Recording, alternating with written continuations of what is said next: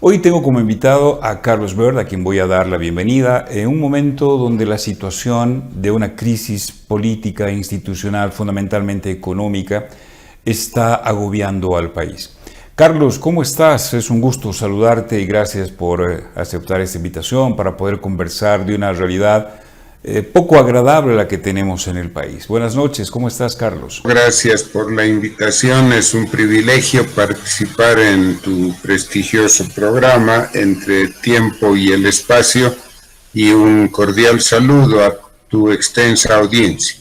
Por lo menos desde el gobierno nacional ya se ha aceptado que hay una crisis económica, o sea, está la ausencia de dólares, las soluciones que se están tratando de encontrar seguro son dispares al momento de hacer el análisis.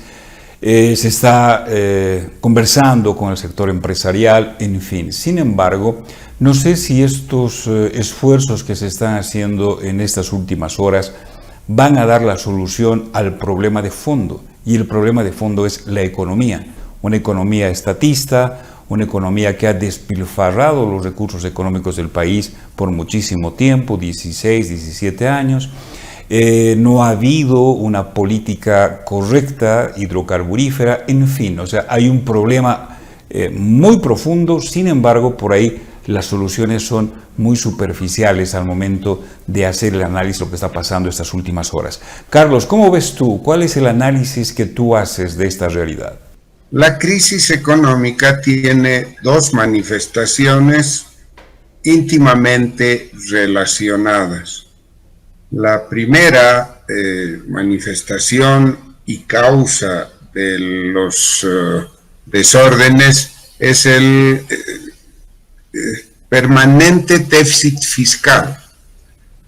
Solo un dato: en los últimos 10 años de déficit fiscal, el Tesoro General, el gobierno nacional, ha gastado nada más y nada menos que 30,000 millones de dólares más de lo que recibió en sus ingresos. Ese es el déficit fiscal. Y el déficit tiene varias causas. Bien. La otra manifestación es la ausencia de dólares en el mercado. Y esta ausencia de dólares se explica en una línea directa desde el déficit fiscal.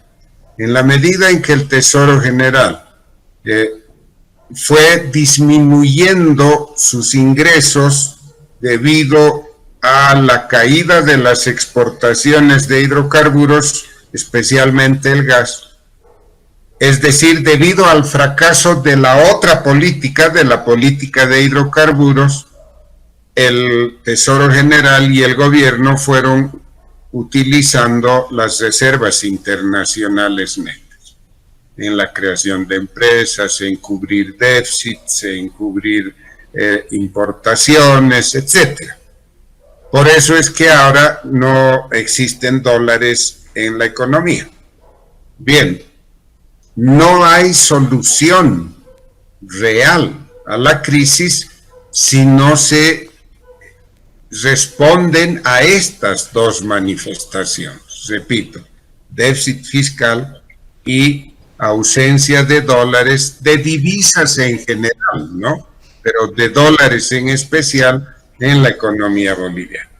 Bueno, si este es el contexto de referencia, las medidas concertadas, acordadas con los empresarios, no alcanzan para resolver la crisis, eso está clarísimo.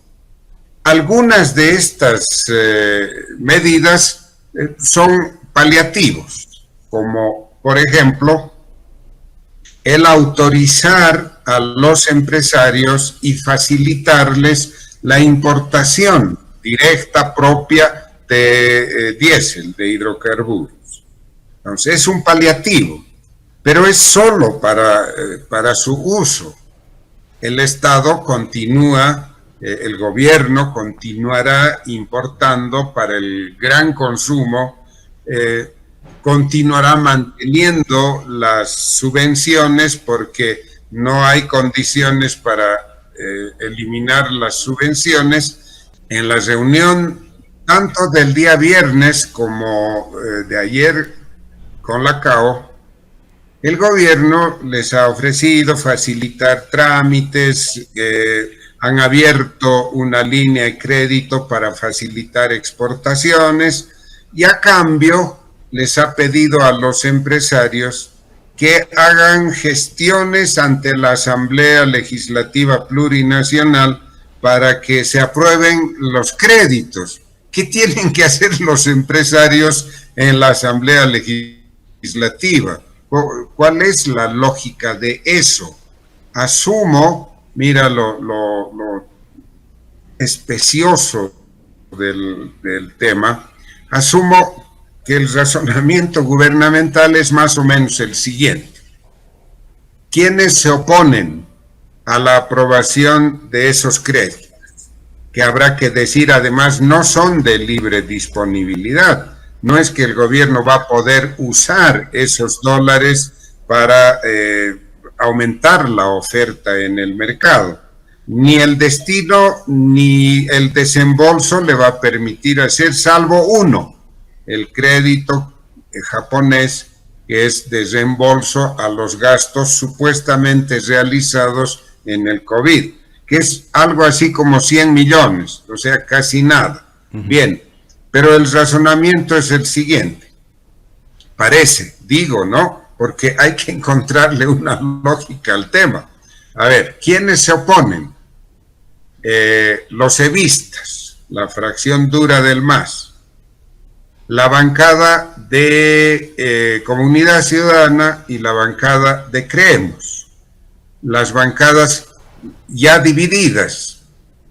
Parte de estas bancadas están ya, como hemos visto las noticias, alrededor de Reyes Villa, del alcalde Reyes Villa, en un acto de transfugio, pero cínico, notable, ¿no? Realmente es la primera vez que sucede esto, que alguien que no ha participado en elecciones tiene ahora una bancada y creo que de 40 parlamentarios. Bien, pero ¿cuál es el razonamiento? A ver, hay que aislar a la representación evista. Y entonces los empresarios, que se supone son amigos de Comunidad Ciudadana y de Creemos, hagan gestiones, por favor, para que dejen de oponerse y ya con los votos del arcismo y seguramente con los de Reyes Villa, que está trabajando con Arce Catacora, tendrán votos para aprobar las leyes. Pero fíjense lo especioso, lo engañoso de todo esto, ¿no? Pero en fin. Está claro, Carlos, que la solución sería bajar el déficit fiscal. Y bajar el déficit fiscal significa dejar una buena cantidad de esos 600, 700 mil funcionarios públicos. Bajar el déficit fiscal es preguntarle al gobierno si está dispuesto a dejar esas empresas deficitarias estatales que no le hacen para nada bien ni al gobierno, menos al país, si está dispuesto a tomar ese tipo de medidas que son las que realmente podría bajar el tema de ese déficit y que nos permitiría a nosotros tener soluciones muy claras y puntuales. Y además el tema del gas. Antes vendíamos gas en volúmenes altos y a precio alto. Hoy los volúmenes han bajado y los montos también han bajado. Entonces no podemos darnos el placer y el gusto, por ejemplo, de la subvención. Ahora bien, la subvención tendrá que tener ideas creativas de parte del gobierno que tampoco la tenemos y las vemos. Entonces, estamos en un contexto donde hay un problema, ¿no es cierto? Y lo importante no se está viendo, sino al parecer solo lo urgente, entre comillas, que lo urgente también tiene una medida muy corta, digamos, como que de bajo presupuesto, de acuerdo a la iniciativa y a lo que pueda generar esto. Ante este panorama, hay un bloque opositor que tampoco da certidumbre, ya ingresando al tema eminentemente político. ¿Cómo ves tú esto? A ver, ha salido en las últimas horas el alcalde de Cochabamba a decir, por ejemplo, que no le interesa ninguna alianza a propósito de una firma de rechazo, ¿no es cierto?, de un grupo opositor boliviano de posiciones respecto al gobierno venezolano. Ahora, ustedes tienen una un acuerdo firmado, ¿no es cierto?, para salvar Bolivia, la democracia, no sé qué, que creo que se firmó el 31 de julio. ¿Cómo estás viendo? Y recuerdo bien, alguna vez tú dijiste y aceptaste, lamentablemente hoy, en estas circunstancias, hay más candidatos que dólares en el país, candidatos para las elecciones generales 2025. Panorama político, el grupo opositor. ¿Cómo se logra unidad o al final no se va a lograr unidad? ¿Cómo ves? Coincido contigo en la parte económica. Para resolver la crisis hay que atacar las causas del déficit fiscal. Uh-huh. Y esto va a permitir la reposición también de divisas, dólares, etc.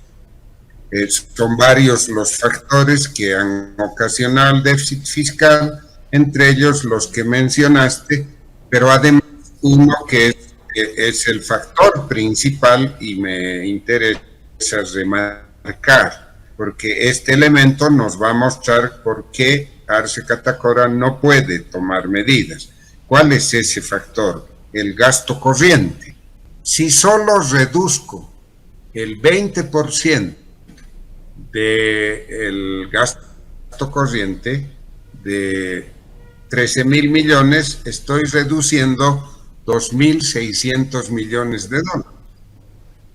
Solo con esta medida estaría casi minimizando el déficit fiscal y componiendo la economía. Pero eso no puede hacer Arce Catacora. No lo va a hacer. Tampoco lo haría Evo Morales, porque es su militancia, es su gente y votos. Estamos en año electoral, ¿no? No van a despedir a sus militantes, ¿no es cierto? Y si Arce intentara hacer eso, la fracción de Evo Morales, pues lo crucifica. Claro. Ahora, no van a aceptar que su idea, su proyecto de crear empresas públicas ha fracasado. No van a privatizar las empresas. No van a introducir ningún esquema creativo para reducir las subvenciones, no en este momento, ni siquiera la subvención a alimentos, porque si dejan de subvencionar el trigo y el maíz, comienza lo que sabemos, en fin. O sea, el MAS, en ninguna de sus dos expresiones, está en condiciones de tomar medidas para sacarnos de la crisis. Eso está fuera de duda. Bien, dicho esto, entonces aparece el tema que has planteado en segundo lugar.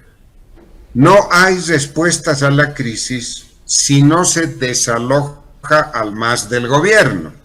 Pero para desalojar al MAS del gobierno necesitas el instrumento y la propuesta alternativa, que no aparece.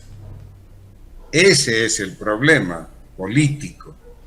Las fuerzas de oposición, llamémosle oposición democrática, porque hay algunas fuerzas de oposición que no son precisamente democráticas, ¿no? Bueno, las fuerzas democráticas no están pudiendo articular, generar, ni por crecimiento propio, ni por coalición, un instrumento alternativo. Y si no se logra esto, si no aparece el instrumento alternativo y la propuesta de gobierno convincente, viable, eficaz para sacarnos de la crisis y recomponer al país, es impredecible lo que vaya a suceder en las elecciones de agosto del próximo año y aún peor lo que le suceda al nuevo gobierno, ¿no? Sobre todo si es un régimen que salga de alguna tienda de la oposición. Por eso es que hay tanta incertidumbre, por eso es que la población no ve con claridad y los esfuerzos, lamentablemente, los esfuerzos que estamos realizando no vamos a parar un día, un minuto, vamos a continuar los esfuerzos por constituir este instrumento alternativo están fracasando por el momento, pero confiamos en poder articular algo relativamente aceptable.